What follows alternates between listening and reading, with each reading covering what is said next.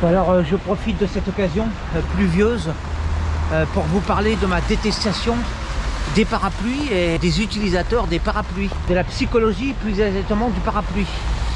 Parce que pour moi le parapluie c'est l'incarnation même de l'anti-poésie, l'incarnation de la mollesse de la vie, parce que le parapluie empêche l'interaction de l'homme, hein, de l'être vivant, hein, l'être en pleine vie, de l'interaction donc de l'être avec les éléments. Parce que l'être est fait, enfin l'homme est fait pour se confronter aux éléments.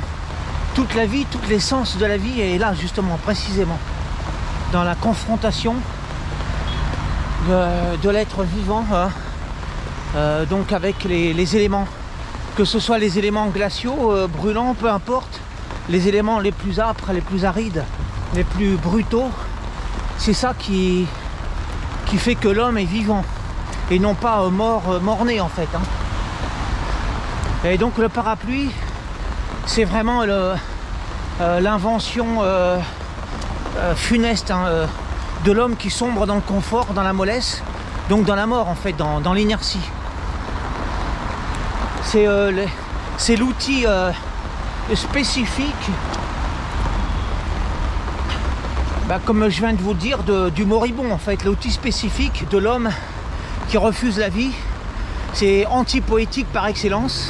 Bon, enfin là moi j'utilise le parapluie parce qu'il pleut, mais bon sinon la question elle n'est pas là. Elle est dans justement comme je vous dis, la mentalité du parapluie.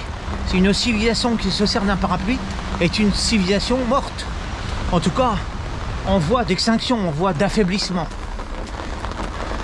Rien ne vaut le contact du vivant avec la grêle, la glace, la neige.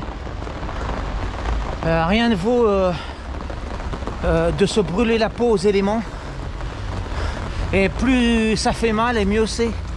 Parce que c'est là qu'est toute l'essence de la vie, comme je viens de vous le dire. C'est pas compliqué à comprendre.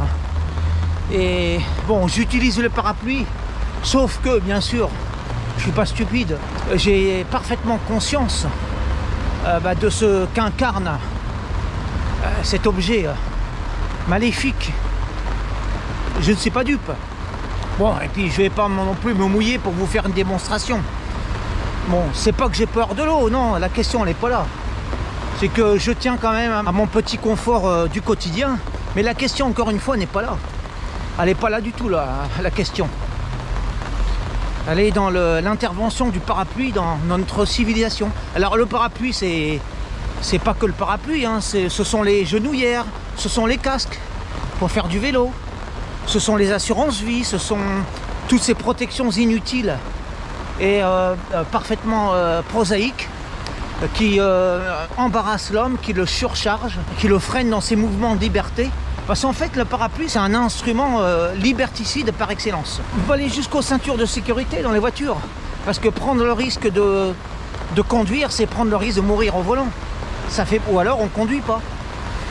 Et c'est ça qui fait tout l'intérêt de la chose. Alors, je dis pas qu'il faut être imprudent sur la route, hein, c'est pas ce que je dis. Mais je dis, dès lors que vous acceptez le feu, de faire face au feu, d'aller au feu, hein, de regarder une flamme, bon, vous prenez le risque de vous brûler les doigts.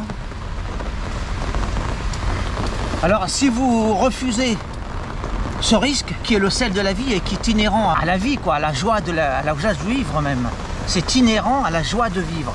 Alors là, restez enfermé puis ne vivez pas du tout. Suicidez-vous tout de suite.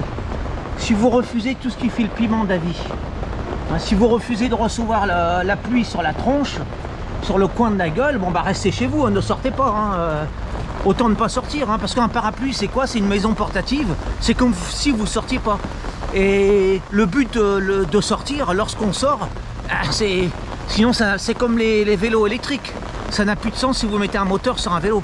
Alors dès lors que vous sortez dehors, c'est pour recevoir la pluie sur la gueule, ou alors restez chez vous, hein. Voilà, moi c'est ce que je dis, hein.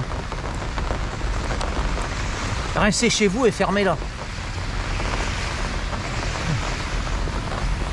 Il y a une sacrée saucée qui arrive là. Oula.